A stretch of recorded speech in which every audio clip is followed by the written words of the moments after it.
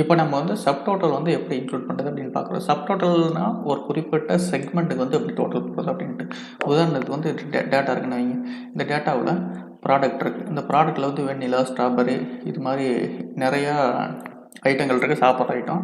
So chocolate அது மாதிரி நிறையா இருக்குது. ஸோ இதில் வந்து என்ன அப்படின்னா ஒவ்வொரு இப்போ வெண்ணிலா மட்டும் எவ்வளோ வந்து டோட்டல் சேல்ஸ் ஆயிருக்கு. அதாவது இது எல்லாத்தையும் ஆட் பண்ணணும். இது மட்டும் இல்லாமல் இங்கே கீழே இங்கே இருக்க பார்த்தீங்கன்னா எல்லாத்தையும் ஆட் பண்ணி ஒரு டோட்டல் வரணும். ஸோ ஒவ்வொன்றுக்கும் ஒவ்வொரு டோட்டல் வரணும். ஸோ இது வந்து மேனுவலாக பண்ணோம்னா ரொம்ப நேரம் ஆகும் கரெக்டுங்களா. அதனால் என்ன பண்ண போகிறோம் அப்படின்னா மேனுவலாக பண்ணாமல் ஆட்டோமேட்டிக்காக பண்ணுற மாதிரி ஒரு ஆப்ஷன் இருக்குது. அதை தான் இப்போ பண்ண போகிறோம்.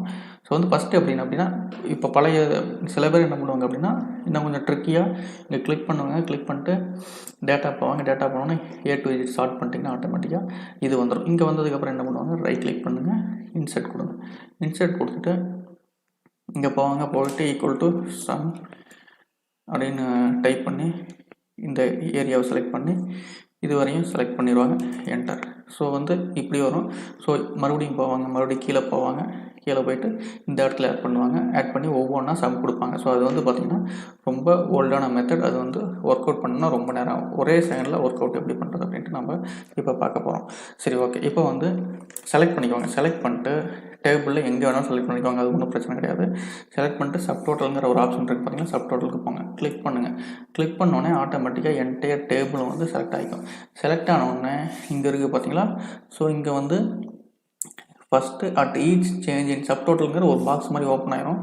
இந்த பாக்ஸ் ஓப்பன் ஆனதுக்கப்புறம் அட் ஈச் சேஞ்ச் இன், அதாவது ஃபஸ்ட்டு என்ன செலக்ட் பண்ணணும் அப்படின்னா எதுக்கு நம்ம சப்டோட்டல் போடுறோம். சேல்ஸ் பர்சனுக்கு சப்டோட்டல் போடுறோமா. இங்கே சேல்ஸ் பர்சனுக்கு போட்டோம்னா ஆட்டோமேட்டிக்காக இந்த இடத்துல சேல்ஸ் பர்சனுக்கு ஈக்குவலான அமௌண்ட்டை ஆட் பண்ணிக்கும். ப்ராடக்ட்டுக்கு போட்டோம்னா இந்த சேல்ஸ் வந்து ப்ராடக்ட் ஈக்குவலான இதை ஆட் பண்ணிக்கும். நம்ம இங்கே இது பண்ண போகிறது ப்ராடக்ட் தான் கரெக்டுங்களா. ஸோ ப்ராடக்ட்டை வந்து கிளிக் பண்ணிக்கோங்க. கிளிக் பண்ணோடனே இந்த ப்ராடக்ட்டை செலக்ட் பண்ணிக்கோங்க. செலக்ட் பண்ணதுக்கப்புறம் யூஸ் ஃபங்க்ஷன். நீங்கள் வந்து சப்டோட்டலுங்கிறது வந்து சம் தான் கரெக்டுங்களா. இருக்கிற எல்லாத்தையும் ஆட் பண்ணுறது சம். அதே உங்களுக்கு கவுண்ட் என்னாலும் பண்ணலாம், ஆவரேஜ் என்னாலும் பண்ணலாம், மினிமம் மேக்ஸிமம். அதாவது இந்த சாக்லேட்லேயே வந்து மினிமம் மேக்ஸிமம் கூட கண்டுபிடிக்கிறதுக்கு இது பண்ணிக்கலாம். ஸோ சம் தான் நமக்கு தேவை அப்படிங்கிறனால சம்மை வச்சுக்கிறேன். நான் வந்து வேற ஒரு இதை வச்சு நான் பண்ணி காட்டுறேன். அடுத்தது வந்து இதில் வந்து நிறையா இருக்குது. சேல்ஸ் பர்சனுக்கா இல்லை வந்து ப்ராடக்டா யூனிட்ஸ் காட்டுறதுக்கு நம்ம இந்த காலமில் தான் பண்ண போகிறோம். சேல்ஸுக்கு தான் பண்ண போகிறோம் கரெக்டுங்களா. ஸோ அதை வந்து இதை டிக் பண்ணி எடுத்துக்கோங்க. எடுத்தோடனே எடுத்துகிட்டு சும்மா ஒரு ஓகே மட்டும் கொடுங்க. ஓகே கொடுத்தோடனே ஆட்டோமேட்டிக்காக பார்த்தீங்கன்னா எப்படி வந்து ஓப்பன் ஆகிடுச்சு பார்த்தீங்களா. நான் எதுவும் சேஞ்ச் பண்ணல, ஒரே ஒரு செகண்ட் தான் ஓப்பன் பண்ணேன்.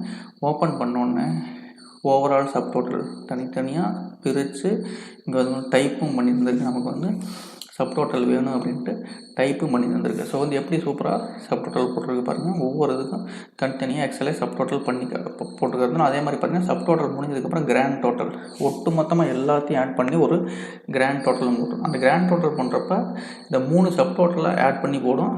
அப்படி இல்லை அப்படின்னா இந்த 3 சப்டோட்டல் இக்னோர் பண்ணிட்டு இந்த கிராண்ட் டோட்டல் போடும். ஸோ வந்து இதுவும் வந்து பார்த்திங்கன்னா சூப்பரான ஒரு ஆப்ஷன்.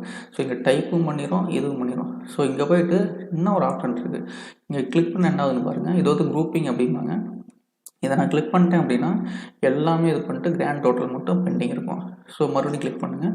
ஆட்டோமேட்டிக்காக இந்த இடத்த கிளிக் பண்ணிங்க அப்படின்னா ஆட்டோமேட்டிக்காக எல்லாமே ஓப்பன் ஆகிடும். வந்து போங்க, மேலே போய்ட்டு இப்போ ரெண்டாவது இதை கிளிக் பண்ணிங்க அப்படின்னா இங்கே பாருங்கள் எப்படின்னா சூப்பராக வந்துருக்கு பாருங்கள். இருக்கிறது எல்லாத்தையும் மறைச்சிட்டு ஃபைனலாக வந்து ஒவ்வொன்றோட சப் டோட்டலை மட்டும் கொடுத்துட்டு ஃபைனலாக கிராண்ட் டோட்டலை மட்டும் டிஸ்பிளே பண்ணணும். ஸோ இது வந்து குரூப்பிங் அப்படிம்பாங்க. குரூப்பிங்கை பற்றி நம்ம ஆல்ரெடி ஒரு வீடியோவை போட்டிருக்கோம். ஸோ அதை பார்த்து தெரிஞ்சுக்கலாம். ஸோ மறுபடியும் இந்த 3 கிளிக் பண்ணிங்க அப்படின்னா ஓவராலாக எல்லாமே ஓப்பன் ஆகும். ஃபஸ்ட்டு இது வந்து பார்த்திங்கன்னா ஒரே ஒரு இது, ரெண்டாவது இது வந்து சப் டோட்டல், கிராண்ட் டோட்டல், மூணாவது வந்து கம்ப்ளீட்டாக எல்லாத்தையும் ஓப்பன் பண்ணணும். ஸோ இதுலேயே போங்க, மறுபடியும் போயிட்டு சப் டோட்டல் போங்க. சப் டோட்டல் போயிட்டு நான் ஆல்ரெடி சொன்ன மாதிரி ஆவரேஜ் போடணும் அப்படின்னா ஆவரேஜை செலக்ட் பண்ணிக்கோங்க.